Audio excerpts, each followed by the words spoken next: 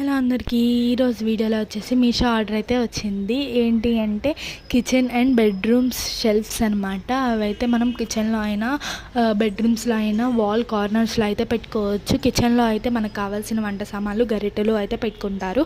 బెడ్రూమ్లో అయితే phones and chargers, Bluetooths అవన్నీ పెట్టుకోవచ్చు. చాలా స్టిఫ్గా అయితే ఉంది, చాలా బాగుంది. కింద పడేసినా ఎరగదనమాట, అలా ఉంది. వాటికైతే స్టిక్కర్స్ అయితే ఇచ్చారు.